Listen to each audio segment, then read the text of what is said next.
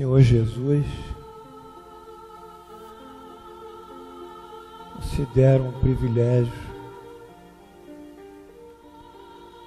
para todos nós estarmos aqui reunidos nessa segunda-feira ou nas segundas-feiras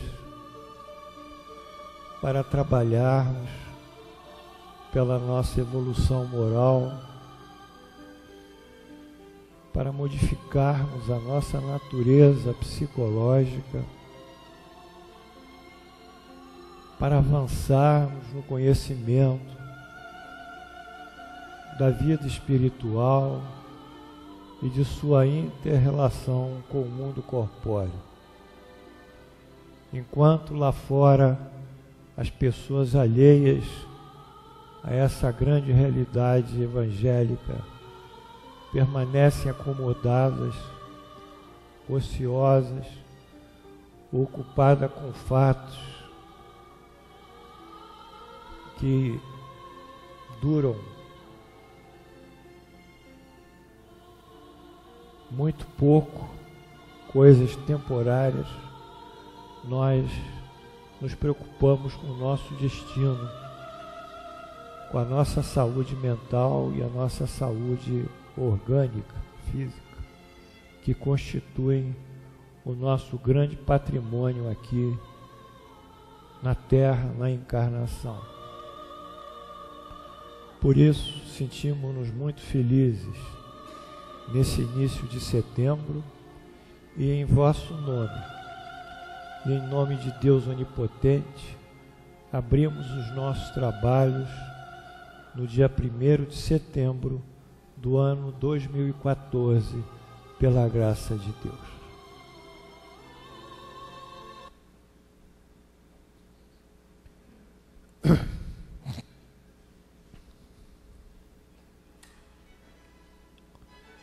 Nós estamos estudando as relações dos espíritos após a desencarnação e hoje é o último capítulo desse item, né? Vamos ver? Continuando a aula anterior, a primeira pergunta é por que os espíritos inferiores se comprazem em nos levarem ao mal. Não é? Porque eles têm prazer em nos ferir. Resposta do espírito: pelo desgosto de não se encontrarem entre os bons. Ou seja, uma boa dose de inveja. Seu desejo é o de impedir, tanto quanto puderem, que os espíritos ainda inexperientes alcancem um bem supremo. Querem que os outros provem aquilo que eles provaram. Isto também não acontece entre vós? Ou seja, esses espíritos inferiores, eles jamais estarão interessados em nosso progresso espiritual. E são eles que causam as dissensões na casa espírita, no trabalho, na família, quando encontram pessoas que sejam médiums e aptas então a receber a sua influência perniciosa. Então, vamos aos fatos. O espírito que se designa irmão Jacob, que foi Frederico Figner, pioneiro da indústria fonográfica no Brasil. Fonográfica eram os discos, né, na época. Nasceu em 1866, na antiga Boêmia. Emigrou para o Brasil em 1896. Em Psicografia de Chico Xavier, publicado no livro Voltei, nos traz os seguintes impressionantes meios de ação dos espíritos inferiores após a desencarnação, quando em grupo com outros desencarnados e não são conduzidos, é conduzido sob o comando do Dr. Adolfo Bezerra de Menezes para uma cidade espiritual. Vamos ver o que o irmão Jacob diz. Isso está no livro Voltei. Continuávamos sem ocorrências dignas de menção especial, através da mesma paisagem triste e obscura. Quando um dos membros da expedição, porque ele tinha desencarnado, então eles foram agrupados para subir para uma região espiritual mais elevada, mas eles estavam passando pelo Vale da Sombra e da Morte, que é mencionado no Salmo 23 de Davi, e que também é mencionado em outros livros do Chico Xavier e outros médios, como umbral. Então ele estava passando pelo umbral, Vale da Sombra e da Morte, não terem medo, não é? Esse que é um trecho do salmista. Quando um dos membros da expedição, ao lado de Bezerra, lhe mostrou um objeto semelhante a uma bússola, que conhecemos na Terra, emitindo impressões que o supervisor escutou atenciosamente. Logo após, o venerável amigo determinou uma pausa e, congregando-nos todos em derredor dele, fez um grupo fechado assim, Bezerra, comunicou em voz sumida e prudente que nós avizinhávamos de uma ponte de acesso aos círculos de atividade espiritual mais dignificada. Então havia uma ponte. Depois vocês podem me perguntar por que isso é tão materializado ainda. Porque esses espíritos ainda são muito materializados. Então, o mundo espiritual tem que ser apresentado para eles de uma maneira que eles compreendam, né? Que esteja dentro da cultura espiritual deles. Esses círculos nos aguardava além, mais além. Entretanto, o registro magnético do nosso grupo assinalava um fenômeno que classificou de inquietante média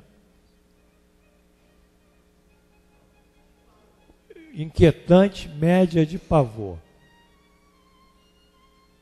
Acrescentou que a importância da ponte era tão grande que comumente muitos habitantes das regiões perturbadas se aglomeravam na base, que deveríamos atingir dentro em pouco, ameaçando os candidatos ao reino de luz. Isso é na visão do irmão Jacob. Ele achava que ali era um reino de luz. Era um planeta mais espiritual, uma cidade mais elevada. Pediu-nos calma e decisão, silêncio e prece, e, sobretudo, lembrou-nos a obrigação de esquecer qualquer falta mais grave do passado para não cairmos em sintonia com os espíritos ignorantes, penitentes ou malfeitores daqueles domínios. Ou seja, quando nós começamos a assinalar esses pensamentos negativos, no caso culpa ou uma situação difícil, esse pensamento é energia, né, Marcela? Ele vai igual uma onda de celular eletromagnética, e ele vai para um lugar semelhante, que tenha sintonia. Então nós nos sintonizamos com eles. E eles, então, sintonizados conosco, reagem sobre nós negativamente. Daí o hábito que a gente tem que ter de não falar mal das pessoas. Porque quando nós falamos mal de alguém, nós entramos em sintonia com as forças do mal. Mesmo que seja com razão. Não tem problema, a gente tem razão. Isso é o de menos. Para nós, espírito, é o de menos ter razão ou não ter razão. Nós temos o nosso caminho, a nossa coerência. Então, quando nós falamos mal, nos revoltamos, nós sintonizamos com aquela ambiência lá em cima e ela reage sobre nós. Bom, então nesse caso era mais sério, porque eles estavam já desencarnados. E o pensamento nos desencarnados tem a força da materialização, da energia, da atração gravitacional. Por quê? Porque esses penitentes, se o indivíduo mentalizasse muito o erro, ele ia criar dentro dele essa sintonização e ia ser arrastado para debaixo da ponte. Ia ficar no meio deles todos e preso a eles. Pela lei das afinidades. Então Bezerra pediu cautela no controle dos pensamentos.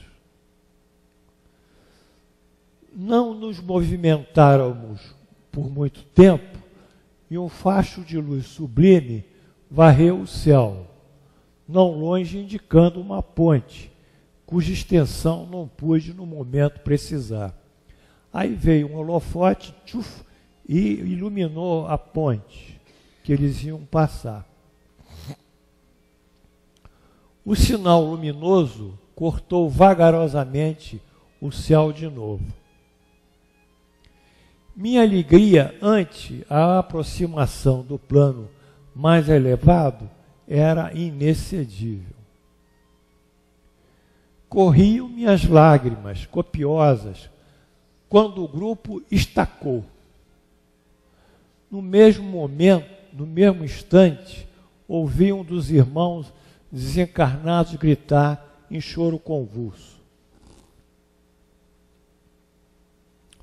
Não, não posso. Eu matei na terra. Não mereço a luz divina. Sou um assassino, um assassino. Aqueles brados ressoaram lúgubres, sombras adentro. Outras vozes responderam horríveis. Vigiemos a ponte, assassinos não passam. Pareceu-me que malta de feras preparava para atacar-nos. Muito bem. Necessitávamos reatar o fio de ligação mental comum, ou seja, com as esferas mais elevadas pela prece, porque eles estavam em ascensão. Isso é chamada volição, como se estivessem se elevando, voando, a fim de que nossa capacidade volitante, né, fosse mantida em alto padrão, senão eles cairiam. De outro modo, a concentração em massa de entidades ao pé da ponte, que se alonga sobre o abismo, talvez dificultasse a passagem. Então vamos parar aqui. Essa descrição, não é? Tem primeiro uma pergunta: por que essa pessoa que assinalou que foi um assassino estava no grupo deles? É porque o Bezerra explica, o irmão Jacó, porque o irmão Jacó indaga o doutor Bezerra e ele diz que aquele cara, aquela pessoa realmente foi um assassino, mas ele levou a sua vida numa beneficência muito grande, numa caridade, tentando reparar o crime. Então ele já tinha denotado arrependimento e tentado de alguma forma buscar o caminho do bem. Isso lhe favoreceu entrar nesse grupo. Foi por isso que ele foi admitido. Muito bem. A descrição do irmão Jacobo bem documenta o esforço que os espíritos imperfeitos, lá em cima na pergunta, desenvolviam para que ele, com seu grupo de irmãos recém-desencarnados, não alcançasse o seu destino, a cidade espiritual, afim com a sua elevação moral. Então, vamos parar aqui primeiramente. Então a gente vê como esses espíritos imperfeitos, eles perturbam. E eu volto a dizer, eles estão na nossa casa, eles estão no nosso trabalho, eles estão nas nossas relações sociais, são espíritos. Eles estão na casa espírita, semeando a dissensão entre os médiuns. Então, a maneira que nós temos de evitar a influenciação deles é justamente mudar a nossa sintonia.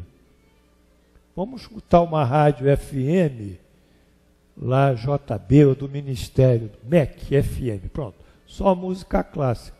Então a gente entra naquela sintonia. Não vamos escutar um negócio de bandidagem, repórter, crime contra a cidade, que ali a gente vai entrar em sintonia com o crime contra a cidade, ou cidade contra o crime, sei lá qual é o programa. Enfim, então, esse é um problema que eu tenho que chamar a atenção de todos os meus amados alunos. Nós temos que policiar os nossos pensamentos. Não podemos fazer fofoca. Ah, não faz fofoca. Está fazendo fofoca, mas não está entendendo que essa fofoca tem uma dinâmica, tem um curso, tem um percurso, chega a algum lugar, depois bate e volta. Então a gente tem que silenciar e ser o quê? Benevolente, como diz ali o nosso Evangelho, ou o nosso Livro dos Espíritos. Temos que ver as qualidades da pessoa, né? Tratá-la sempre bem. Temos que ser indulgentes também. Ela tem 99% de defeitos, nós vemos e 1% de virtude. Vamos ficar com esse 1% e trabalhá-la. Nesse 1%. Então, com isso, esses espíritos imperfeitos, eles ficarão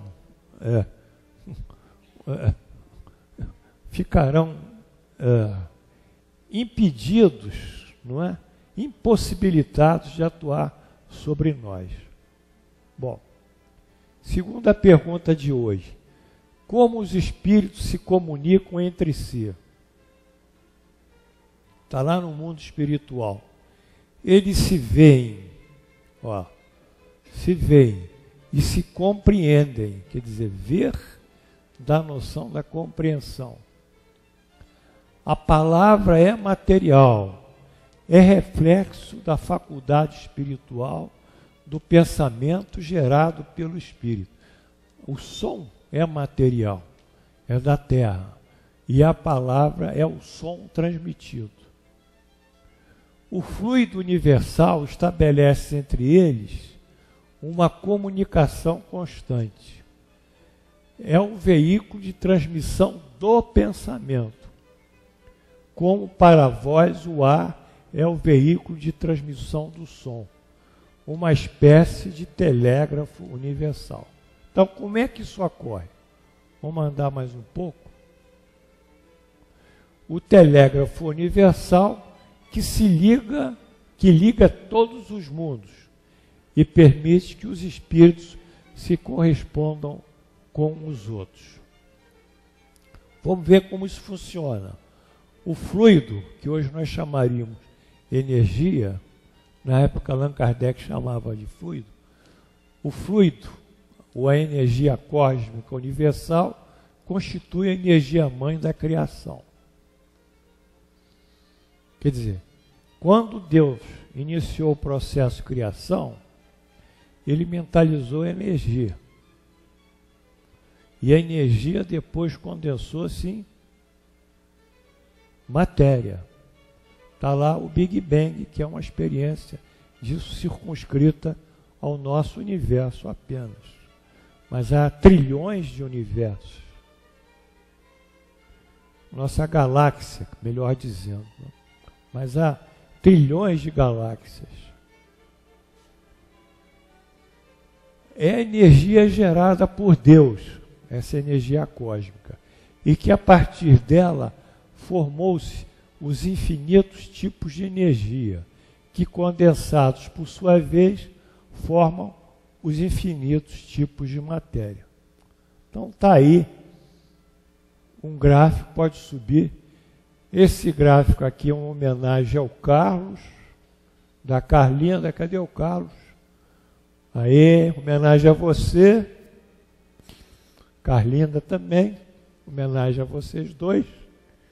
Em que Deus, através do pensamento dele e da vontade, imprime, cria essa energia, e essa energia cósmica, ela se desdobra em N formas de energia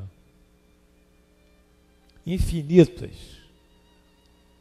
Aqui na Terra nós temos a energia mecânica, a energia termodinâmica, a energia radioativa e outras tantas energias, e eletromagnetismo, né, que são formas de energia. A energia que segura os átomos, a energia forte de aglutinação dos átomos, a energia fraca que trava os átomos e a energia que lentifica a velocidade da energia, que são os bósons. Então nós temos N formas de energia, raio-x, ultravioleta, ultrassom, e vai andando. O próprio som, o calor, etc. E essas energias, elas vão formar N matérias também, que é a energia formando matéria. Então, o que o espírito vai fazer? Ele vai atuar sobre a energia, o fluido, quer dizer, aquela massa que existe no seu mundo espiritual, com o seu pensamento, como o som faz vibrar as moléculas do ar. Bom, vamos subir. O espírito, para se comunicar, atua com a energia do seu pensamento sobre a variante do fluido cósmico universal encontrada no mundo espiritual que vive. Porque cada mundo espiritual tem um tipo de energia e um tipo de matéria. Cada mundo material também. Allan Kardec nos diz isso no livro A Gênese.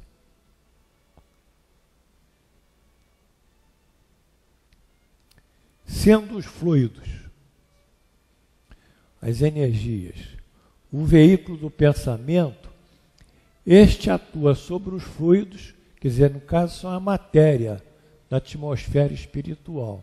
Então o pensamento vai atuar sobre essa matéria lá do mundo espiritual, sobre os fluidos como o som sobre o ar, sobre as moléculas de ar. E aqui ele atua sobre as moléculas do mundo espiritual. E ele nos traz o pensamento como o ar nos traz o som.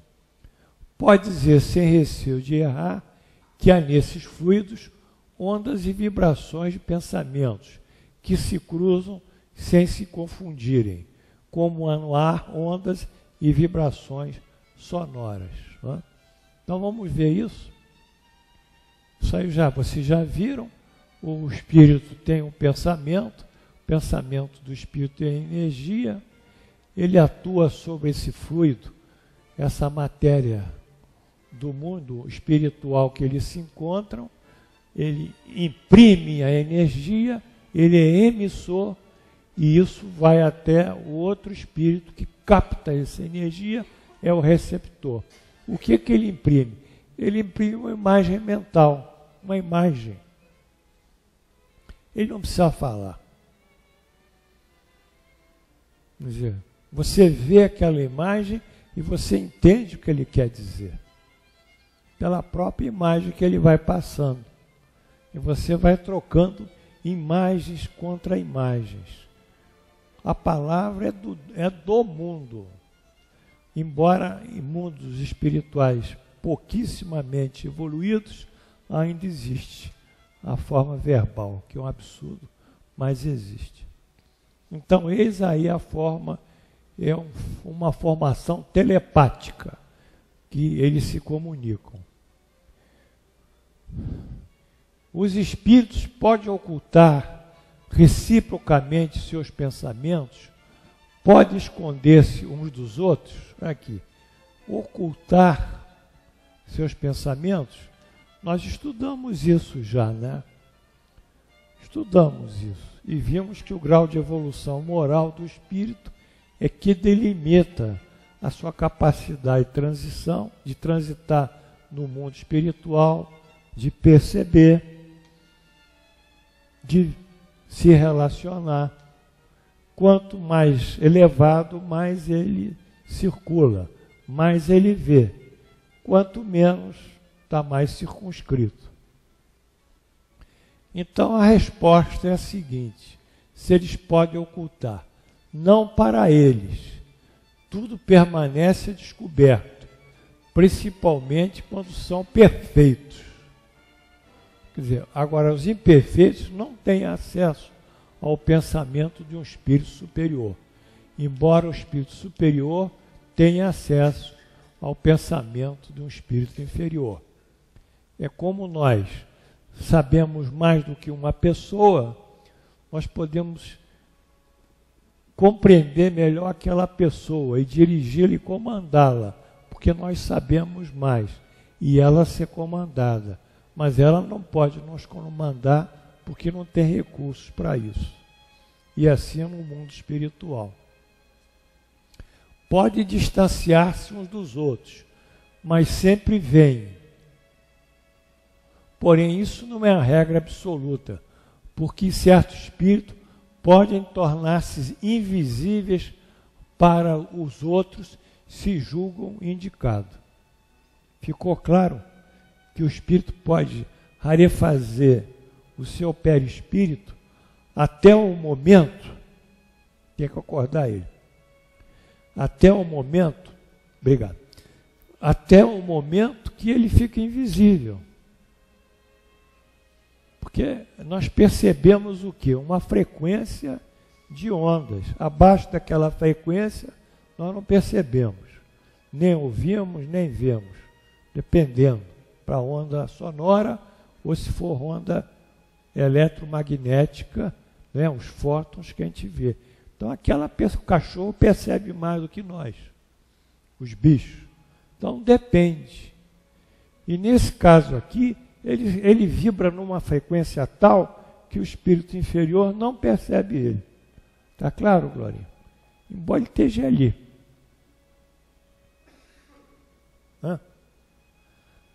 A questão se prende ao padrão da frequência energética do espírito, de forma semelhante à percepção visual humana, a qual tem a capacidade de percepção limitada à faixa de frequência das ondas. Foi isso que eu disse. Frequência como as encontradas nos raios-x, raios ultravioletas e a própria radiação, não é? Das substâncias radioativas, são invisíveis ao olho humano. Nós vemos mais a parte dos fótons, que é mais sensível para nós. Mas se ele acelerar isso, nós não vamos ver. Ou se lentificar também, deixar marrom, também nós não vamos perceber. Então, o espírito varia o seu padrão, a sua frequência, não é isso? Vamos em frente? Obviamente, o espírito de evolução moral elevada pode aumentar a frequência e de energia do seu perispírito, tornando-se invisível aos demais, ou reduzi-la, densificação do perispírito que o faz visível. Então, nas sessões de materialização, o que acontece? O espírito que vem, o perispírito dele é muito rarefeito. Ele não tem condição de ser visto. Só se for um vidente, que entra lá no mundo espiritual pela vidência. mas o público que está ali presente não tem. Então ele pega a energia dos médiuns, que é uma energia que transita, né? Uma energia muito sutil que transita entre a nossa energia material e a energia espiritual, que é chamado ectoplasma. Então ele densifica o perispírito dele, agregando esse ectoplasma ao perispírito. Aí ele se torna visível. Mas é um fenômeno artificial, né? Ele depende da energia ectoplasmática de médiuns. Ele sozinho não consegue. A não ser, talvez, excepcionalmente, mas isso porque a gente tem aparições também. Se já tiveram alguma aparição, já viram algum parente assim sentado em casa? Eu vi o meu pai. Levei o maior susto. Porque tinha uma crise na minha família, que eu não posso dizer, graças a Deus superada, e o velho, meu pai, apareceu. Eu estava dormindo, acordei no sofá da sala, quando olhei, ele estava sentado numa poltrona olhando para mim. Sério, sério pra caramba. Aí eu falei, ele quer que eu concilie isso. E lá fui eu conciliar pedido dele. Então, eu não sei se fui eu que fui mediunizado para poder ter evidência, ou se foi ele que se materializou. Eu acho que fui eu que fui mediunizado e tive evidência. Nem foi materialização aquilo, que é uma coisa mais complicada. Mas a materialização deles está estudada no livro Gênese, sob o nome de agêneres, que são espíritos que se materializam. Se vocês quiserem estudar isso, está lá no livro A Gênese. André Luiz, em Psicografia de Chico Xavier, no livro Libertação, vai nos narrar um episódio de densificação de perispírito, para ele tornar-se visível a habitantes da região do umbral. Então ele vai se densificar. Vamos ver?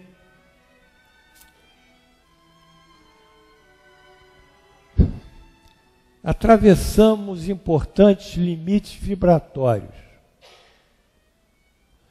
e cabe-nos integrar a forma exterior do meio que nos recebe.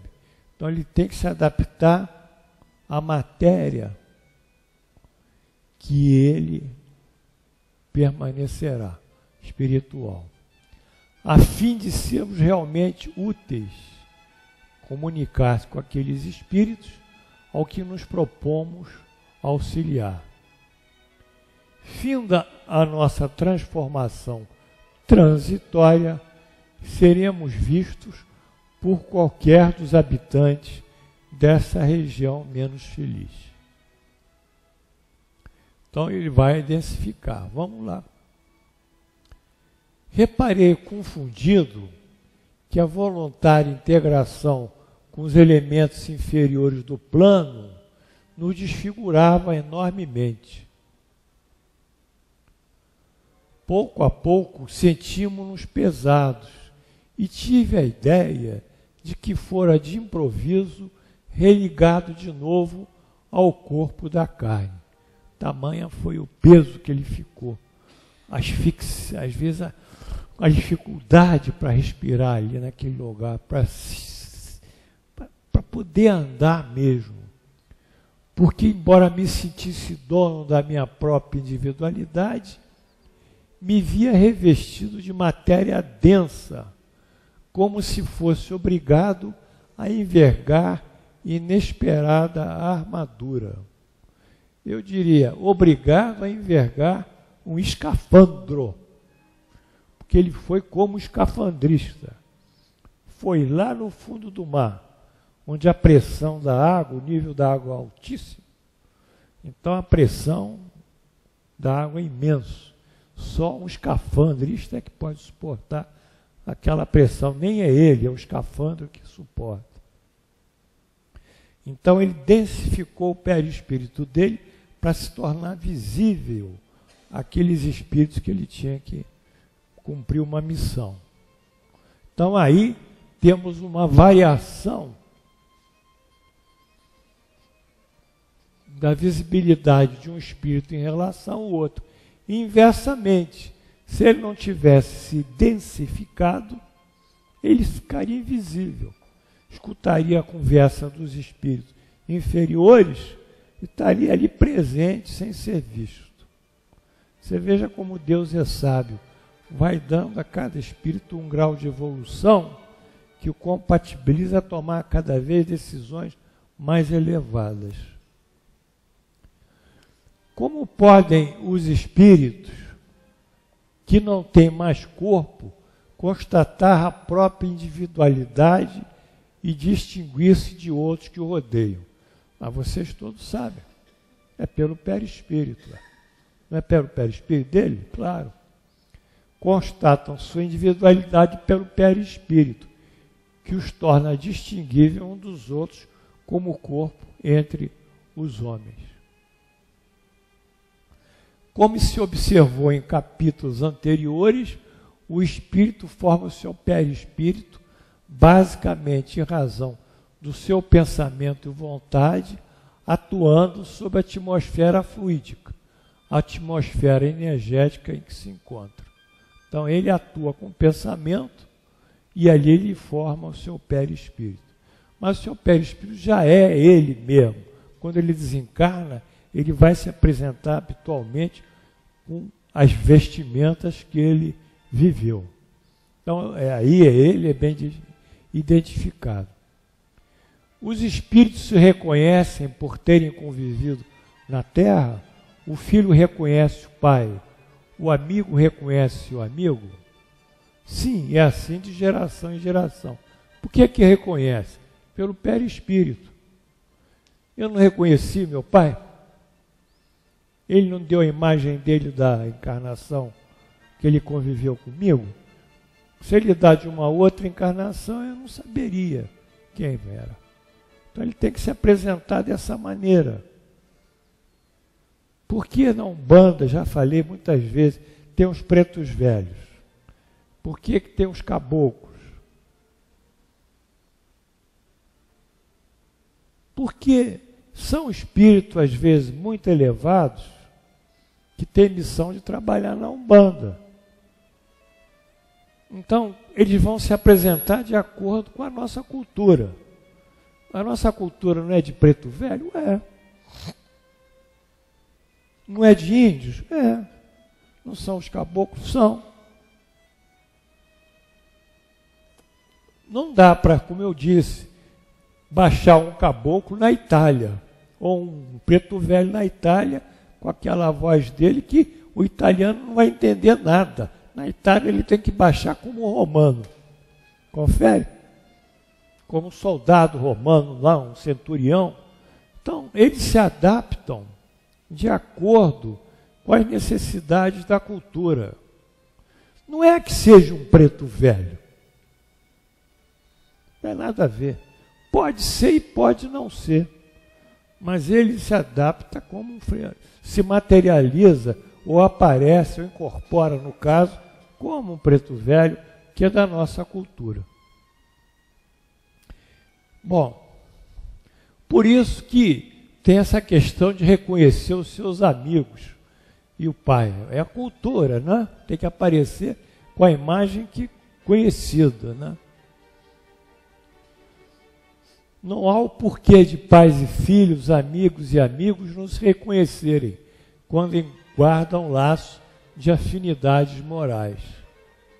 Olha bem, laços de afinidades morais. Assim, após a desencarnação, mantém-se esses laços de afinidade e tudo se movimenta no sentido para formar-se uma nova família, a família espiritual, da qual integram outros tantos espíritos de laços morais afins. Isso nós vimos outras vezes. Parentela corporal, parentela espiritual. Está lá no Evangelho, segundo o Espiritismo. No capítulo Honrai Pai e Mãe. Né? Então aí forma a parentela espiritual, que são os laços morais afins. Pelo contrário, quando não há esta afinidade, pai e filho, amigo e amigo, se separam.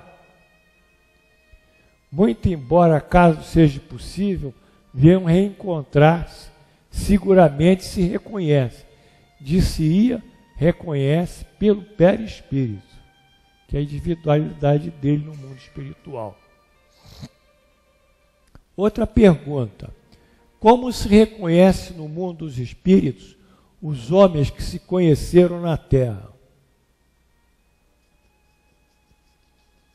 Como se reconhece no mundo dos espíritos os homens que se conheceram na Terra? Essa pergunta eu não entendi bem, mas eu acho que isso ficaria distrito perispírito. Mas vem uma outra resposta. Vemos a nossa vida passada e a lemos como num livro, vendo o passado de nossos amigos e de nossos inimigos, vemos sua passagem da vida para a morte. Mas, de fato, a gente pode, como espírito, ter acesso ao nosso inconsciente espiritual. Pode ser que aquela criatura a gente tinha esquecido dela, mas evocando o consciente espiritual, nós evocamos essa pessoa. Desprendido do corpo físico, o espírito ganha nova percepção, como se estudou no item percepção, vírgula, sensações e sofrimento dos espíritos. Nós vimos isso, foi um item que desenvolveu muito, né? A capacidade do espírito ter um outro tipo de percepção e outro tipo de sensação quando desprendido do corpo material. Dessa maneira, pode ter acesso à sua vida ou a vidas passadas, dependendo do seu grau de evolução espiritual. Quer dizer, esse espírito pode ter acesso através do seu inconsciente. 286. Ao deixar dos seus esposos mortais, a alma vê imediatamente parentes e amigos que a precederam no mundo dos espíritos. Nós já estudamos isso. A alma entra num estado confusional. Então ela não tem capacidade para ver isso. Imediatamente, não. Nem sempre imediatamente. Como já dissemos, ela precisa de algum tempo para reconhecer-se e desembaraçar-se do véu material. Então esse aqui é um problema da desencarnação. A partir de que momento a alma, no caso agora espírito, estará liberado, não é, das suas ilusões ligadas ao mundo material e tendo uma noção exata que vive no mundo espiritual. Mas aí nós temos que entender também esse lado, que esse processo da desencarnação, ele fica dependente das ligações de energia que o perispírito tem com o nosso corpo físico. Que o perispírito tem chakras, que são vórtices, redemoinhos de energia, que são casados aos nossos plexos nervosos. Os nossos plexos nervosos são emaranhados de nervos. São emaranhados de nervos. Então nós temos o plexo sacro, o plexo umbilical, o plexo do baço esplênico, o plexo cardíaco, laríngeo, frontal e da coroa, que é o coronário. Então, esses plexos, que são emaranhados de nervo, sobre eles se assentam os chakras do perispírito. E ali eles trocam energia, porque é isso que vitaliza o nosso organismo, independente da alimentação. Mas essa energia é vital para nós. Para ele se desprender, o espírito, quanto mais espiritualizado, quanto mais distante da matéria, esses laços energéticos são mais frágeis. quanto mais ele está ligado mentalmente ao corpo, aí tem gente que não desencarna. Vocês acreditam? Acredita, Marcelo? Na UTI eu vi. O sujeito não quer desencarnar, é teimoso. Não é que ele falou, não, ele estava em coma. Mas eu vi, ele não queria desencarnar. Então ele fazia tudo, o espírito dele, para não desencarnar. Os órgãos dele estavam já quase em falência múltipla. Já estava na diálise renal, já estava entubado, com a ventilação mecânica, já estava com nutrição parenteral. Estava ali, paradão. Mesmo assim, não queria sair. Então, porque o espírito, ele prende. Então, prendeu. Então, a desencarnação dele é difícil. Porque as ligações energéticas do perispírito estão muito fortemente ligadas ao corpo físico. Agora, quando nós vamos nos espiritualizando, as coisas ficam fáceis, ficam simples. Os espíritos mais evoluídos que em vida já se espiritualizaram, já espiritualizaram a matéria, criaram laços energéticos facilmente rompíveis. São como fios de linha, comparativamente às grossas cordas dos espíritos materialistas. É por isso que a filosofia Vedanta, ela diz que o homem, a partir de uma certa idade, ele deve trabalhar a sua espiritualização. Para ele se ocupar mais da parte espiritual que da parte material. Porque ele já trabalhou, já constituiu família, já colaborou isso lá na Índia para a sua casta, não é? Seu sistema de casta, já cumpriu as suas missões, agora ele tem que trabalhar a sua parte espiritual. Porque é essa parte espiritual é que vai ser o seu futuro salto. E quanto mais ele é espiritualizado, mais as coisas facilmente ocorrem. Agora, se ficar preso ao dinheiro, ficar preso ao poder, ficar preso às coisas dadas, você aí, ao futebol, pronto. Ao Fluminense. Então, não anda. Vai ficar preso. O que eu vou fazer? Tem uns que até, de tão presos que estão, não acreditam que desencarnaram. A revista Espírita Allan Kardec cita exemplos e exemplos de espíritos que não se acreditam mortos, desencarnados, porque eles estão com o mesmo corpo. Continuam com o mesmo corpo, não se acreditam. Esse é um trabalho. Então, isso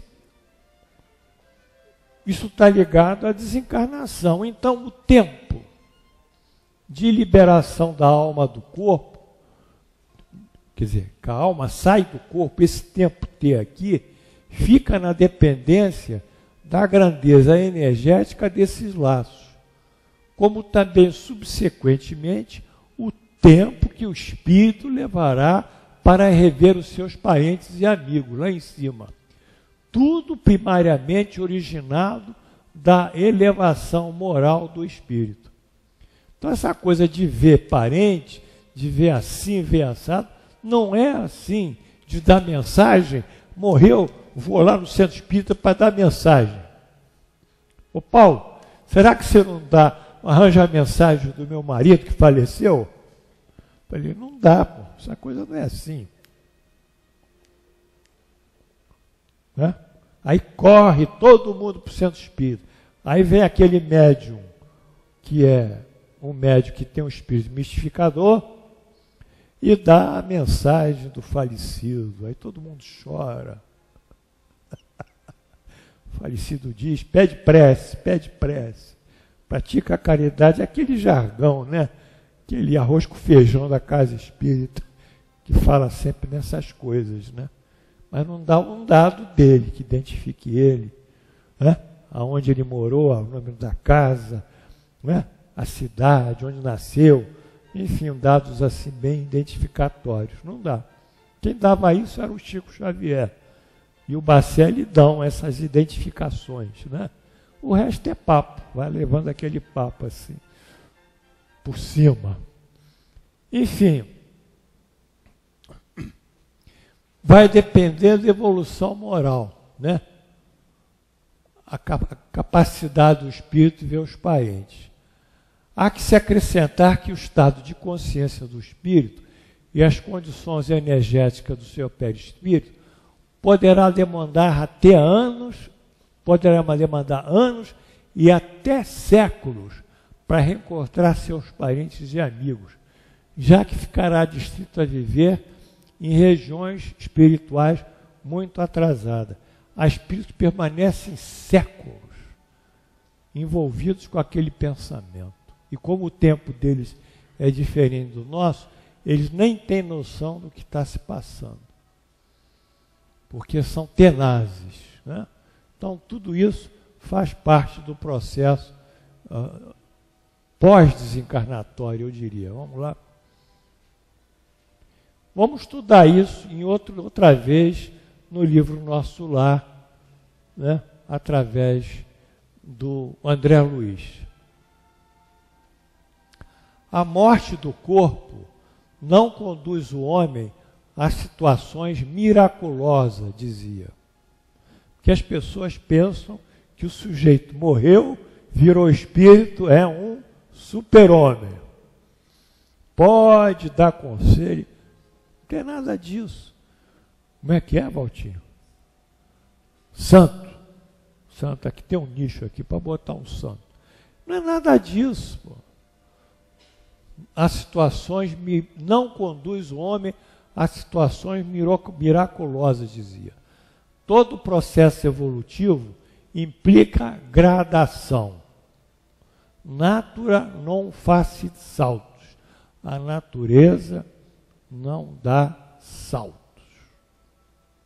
Linneu. Há regiões múltiplas para os desencarnados. Infinitas regiões. Como existem planos inúmeros e surpreendentes para as criaturas envolvidas na carne terrestre. Desde os aborígenes da Austrália, não é? Até o cidadão que vive numa cidade avançada, urbana da Europa. Tem de tudo. Alma e sentimentos. Olha, alma e sentimentos. Formas e coisas. Obedecem os princípios do desenvolvimento natural e hierarquia justa. Então, tudo isso tem uma gradação. Uma gradação, uma evolução. Agora nós vamos descrever um diálogo da mãe de André Luiz quando indagada sobre o destino do seu pai. Aí o André Luiz falou: mamãe, como está o papai? Depois que a mãe resgatou ele lá, pediu para resgatar ele do umbral, e ele já estava mais ou menos melhor em Nosso Lar, e a mãe veio visitá-lo. Mas a mãe não morava lá, morava em outra cidade espiritual mais elevada. Aí ele pergunta sobre o papai. Ah, teu pai, há 12 anos que está numa zona de trevas compactas no umbral. Eu falei, anos e séculos. Esse aqui já está 12 anos. Na terra sempre nos parecera fiel às tradições de família, arraigado ao cavalheirismo do alto comércio. Era um grande comerciante, a cujos quadros pertenceu até o fim da existência. Era um grande comerciante. E ao fervor do culto externo em matéria religiosa. Ele ia à missa todo domingo. Pelo menos comungava. Todo domingo. Fazia tudo certinho. Então, santo, né? Mas, no fundo, era fraco e mantinha ligações clandestinas. Fora do nosso lar, 2 delas estavam mentalmente ligadas à vasta rede de entidades maléficas. Eram 2 mulheres, que eram espíritos realmente perniciosos. E tão logo desencarnou meu pobre Laerte, a passagem no umbral lhe foi muito amarga, porque as desventuradas criaturas, a quem fizera muitas promessas, aguardavam-no ansiosas, prendendo de novo nas telas de ilusão. Aí ficou lá ele colhendo a traição que ele plantou. Vocês estão me entendendo? Que as coisas não são assim. Não são assim. Elas são independentes desse esforço pessoal. Era um santo em casa, ia à missa, fazia obras beneficentes, aquela coisa toda padrão, não é isso? Hein? Mas tinha lá 2 amantes, ou uma opção de coisas, que se envolveu, prometeu, as mulheres faleceram antes dele, e depois puxaram ele, tinha que puxar mesmo, porque ele não tinha como fugir, estava imantado pela lei da causa e efeito. Está 12 anos lá. Aí vamos ver se essa mãe consegue tirar o Laerte daquela região. Então aí é o tempo de ver parentes ou amigos depois da encarnação, como isso é relativo. Vamos andando? Como a alma é recebida na sua volta ao mundo dos espíritos? A do justo, como irmão bem amado, é esperado há muito tempo. A do justo, a alma do justo, como irmão bem amado, esperado há muito tempo. A do mal, como um ser que se despreza. Quando eu li esse negócio, eu não gostei. A do mal, como um ser que se despreza. Mas ninguém é perfeito, é, Pinheiro? Pinheirinho, olha para mim. Até Allan Kardec também falha, não falha? Falha. Até esses espíritos superiores falham, né? Porque eles ainda estão vinculados à Terra, né? Só não falham os puros, né? Hein? Desprezado por quem?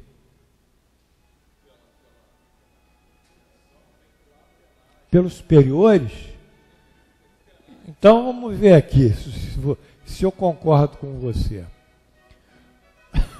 A resposta do espírito sobre o espírito mau, como um ser que se despreza, não parece ter sido a mais feliz. E agora, Pinheiro? Isso na medida em que se vê a maldade como fruto da ignorância. Para nós a maldade é fruto da ignorância, do desconhecimento das leis divinas. E, por consequência, a correta resposta no juízo do autor, que é o professor aqui, coitado dele, deste trabalho seria: como é que ele deve ser visto? Com piedade, misericórdia, jamais com desprezo.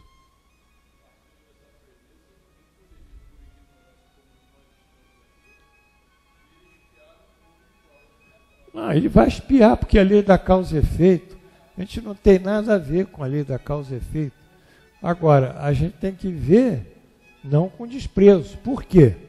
Porque somos todos filhos do mesmo Pai, Deus. Então não dá. Não seja a palavra certa. Eu estava vendo uma entrevista lá de um guerrilheiro, um militar lá na África, que o país dele ali é tanto país, tanta confusão que eu nem entendo direito. O que é o Ruanda, Umbanda, eu não sei, é muita confusão na África. Mas só que o sujeito com aquela boininha vermelha de paraquedista, dando a entrevista, ele disse assim: outro dia aqui no meu país veio um pastor branco pregar uma porção de coisas.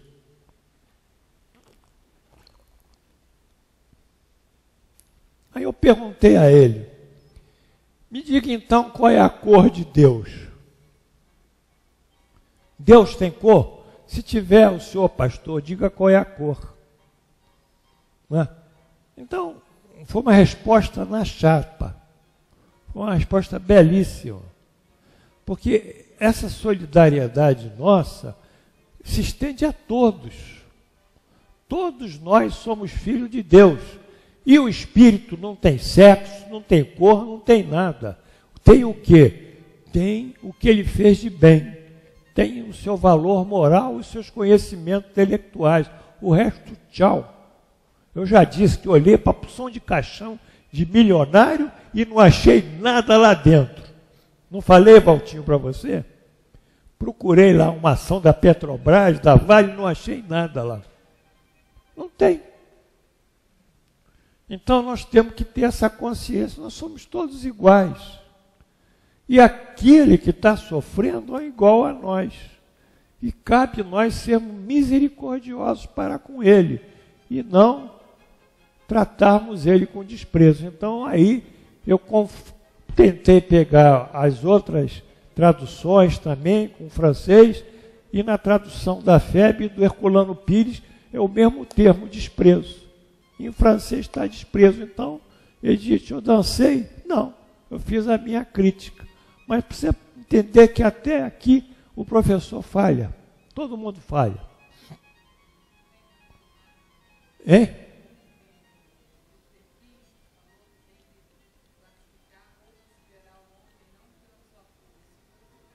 Pelo caráter, I have a dream, aquele grande marcha, né? Aí ele fala em inglês exatamente isso. Que um dia eu vou ver os homens serem considerados não pela sua cor, mas pelo seu caráter. Esse é o meu sonho.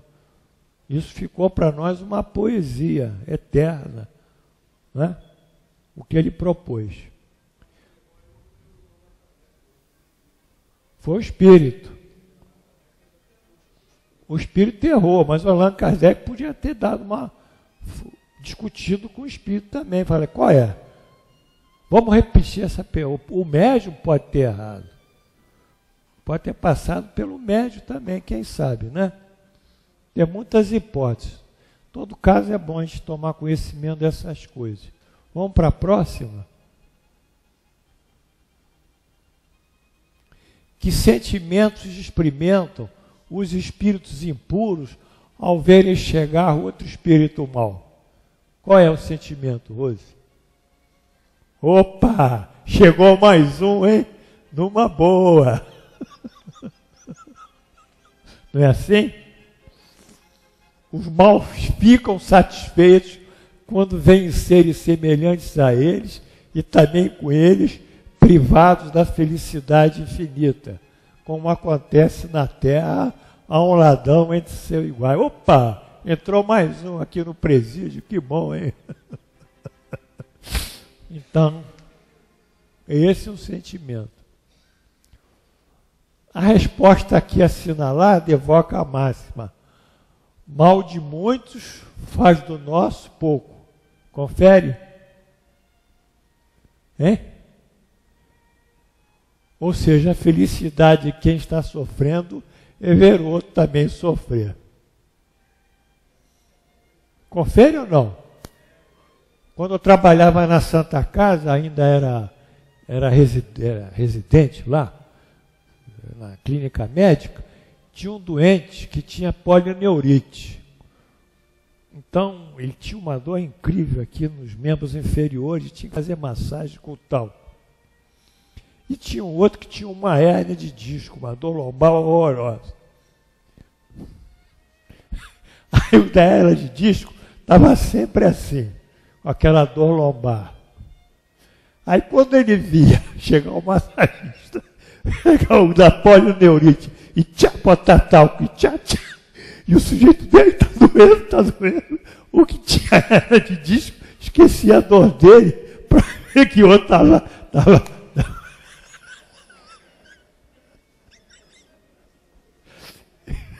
É isso, pessoal. Isso é da vida, né? Isso é da vida. Então ficamos aqui. Mal de muitos faz o nosso pouco, não é isso? É? Eu nunca me esqueci esse episódio. 269. Os parentes e amigos vêm algumas vezes encontrar-se conosco quando deixamos a terra. Bom, é outro mesmo momento. Vai depender se a gente tem condição de receber ou se eles têm condição de chegar para nós. Eu vou pular essa pergunta, né? 290. Vamos, isso já foi dito. Agora eu vou falar sobre essa questão quando deixamos a terra. Quer dizer, se os parentes vêm, os amigos vêm. Essa é a questão de evolução. Aí tem o último texto, por causa da hora, que é do Céu e Inferno, um médico russo. MP de Moscou era um médico tão eminente pelo saber como pelas qualidades morais. Quem o invocou apenas o conhecia por tradição, não havendo tido com ele relações sequer indiretas. Que era um médico tão famoso que a pessoa invocou pela fama que ele tinha. A original comunicação foi dada em idioma russo. Hein, Rose? Que bacana esses médios, né, do Allan Kardec? Psicógrafo em russo, hein? Poxa. Bom, pergunta, depois da vocação, estás presente? Isso foi na Sociedade Espírita de Paris. Sim, no dia da minha morte vos persegui com a minha presença e resististe às tentativas que fiz para escrever-lhes. As palavras a que meu respeito disseste deram ocasião a que vós reconhecesse, e daí o desejo de me entreter convosco para o vosso benefício. Ele quis falar com esse médico. Bem, pergunta, bem, como eres? Por que sofreste tanto? Quiser uma pessoa tão boa, tão competente, por que sofreste tanto? Porque o Senhor aprove fazer-me sentir duplamente por esse meio o preço de minha libertação, querendo ao mesmo tempo que na terra eu progredisse o mais possível. Então aí essa expiação não era necessária, mas ele tomou essa expiação como uma prova para que pudesse progredir mais. Nós já vimos que em certos momentos o indivíduo não precisa expiar, mas ele toma aquilo como uma prova para superar as suas relações com o mundo. Vimos isso em aula, né? Uma prova se formando em expiação. A ideia da morte causou-vos terror? Resposta: tinha bastante fé em Deus para que isso não sucedesse. Pergunta: o desprendimento foi doloroso? Resposta: não. Isso que denominais último momento, nada é. Olha só que espírito. Eu apenas senti um rápido abalo para encontrar-me logo feliz, inteiramente desprendido da mísera carcaça. Olha que desencarnação perfeita, hein? Coisa só de um espírito muito elevado. Pergunta: e que sucedeu depois?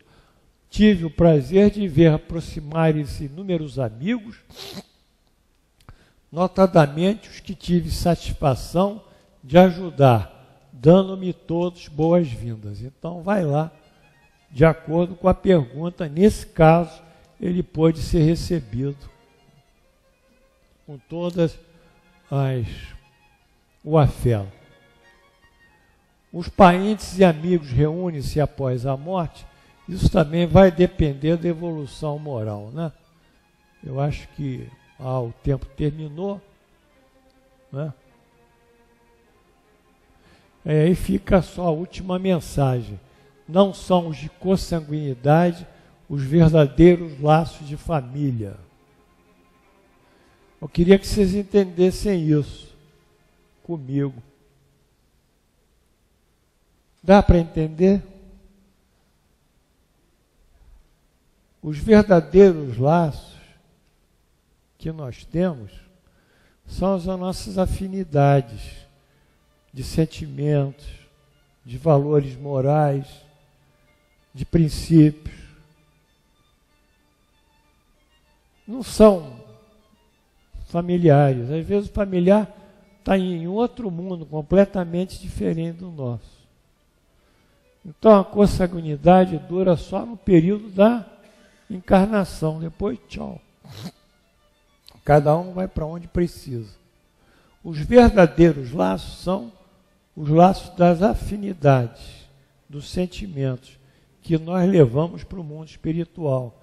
E lá nós nos agregamos e formamos famílias de acordo com esses sentimentos e esses graus de afinidade. Portanto, ninguém pode reclamar do seu casamento, ficar reclamando da situação dos filhos isso, e blá, blá, blá, porque tudo isso são contingências da vida. Faz parte da vida. Não é, Glorinha? Faz parte da vida. Faz parte das nossas provas, das nossas provações, não é? Não adianta. Ficar reclamando não é caminho para ninguém. É buscar a solução e procurar atenuar essa situação que às vezes é crítica. Mas também não provocar. Trata com doçura, trata com amor, trata com paciência, trata com compreensão, trata com tolerância, trata com um sentimento até de amor. Não é aquele amor, mas de amor. Porque as famílias, elas se reúnem consanguíneas justamente pelos seus antagonismos. A maior parte das famílias estão reunidas por problemas de origem de vidas passadas. Poucas famílias são afins. Às vezes você tem 3 filhos, 4 filhos, 5 filhos. Tem um filho que você, ou uma filha que você faz assim, você se sente bem. E os outros, você se sente bem também, porque nós somos pais e mães, mas não é a mesma coisa, não. É aquele que tem uma afinidade. Então, vamos voltar a Allan Kardec. Ué, sumiu, Amilcar? Não, volta ali na citação, Amilcar. Aqui, não são os de consanguinidade os verdadeiros laços de família, e sim os da simpatia e da comunhão de ideias, os quais prendem os espíritos antes, durante e depois de suas encarnações. Antes de encarnar já tem essa afinidade. Durante a encarnação ela permanece na família. E depois da encarnação ela permanece no mundo espiritual. E assim, hoje nós terminamos o capítulo Relações dos Espíritos no Além-Túmulo. Acho que ficou mais ou menos claro. A hora chegou. Foi uma pena, né? Passou rápido, não foi? Passou rápido, mas vocês já estão encorpando. Eu acho que vocês já estão encorpando, assim, nessa mudança de ordem espiritual, não é? Que esse é o propósito da doutrina.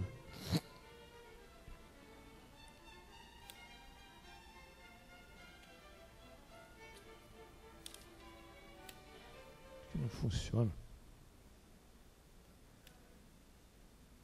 Também não funciona.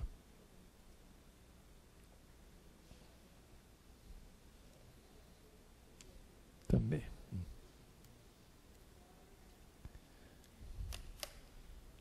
Está aqui. Esse aqui.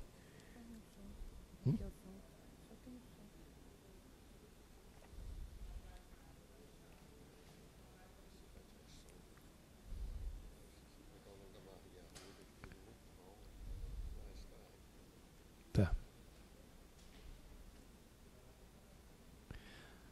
Bom, pessoal, então nós terminamos. Vamos à prece de encerramento.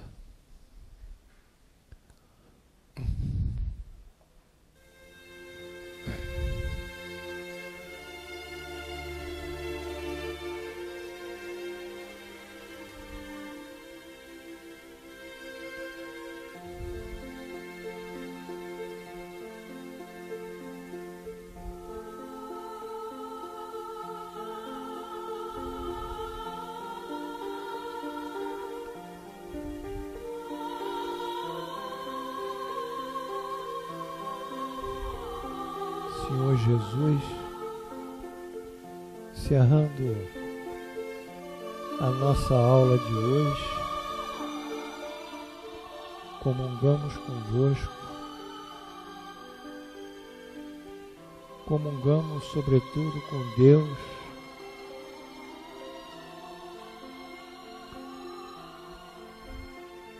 na divisão do pão espiritual que vai nos alimentando e fortalecendo o nosso espírito, pão esse que é a doutrina espírita, obviamente, que abrange os vossos evangelhos. Agradecemos as lições recebidas, as palavras de reconforto, os ensinamentos esclarecedores, o estímulo e a fé que nos cumula a certeza da justiça divina. E assim, em vosso nome, pedindo por todos que aqui se encontram, todos os alunos, alunas, seus parentes, seus familiares, seus amigos, aqueles que aqui eles irradiam mentalmente,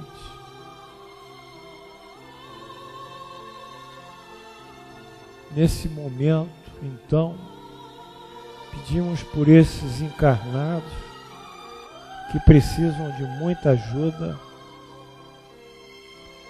pela nossa irmã Marli Arruda, pelo Luciano Santos da Conceição, que aniversaria no dia de hoje, parabéns pela reencarnação, pela Leonia Lucena, Marcos Moraes, Milton Lucena,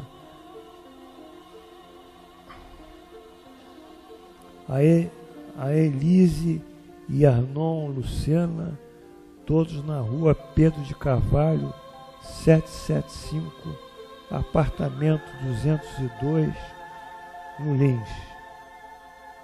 E pedimos pela Zenir Guimarães, pelo Luiz Gonzaga Ferraz, na rua Pedro de Carvalho, 661, apartamento 304, também no Lins.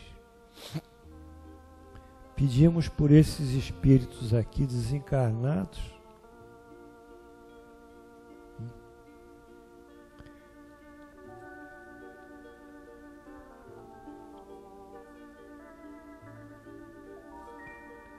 que possa ser ajudado na nossa vida espiritual.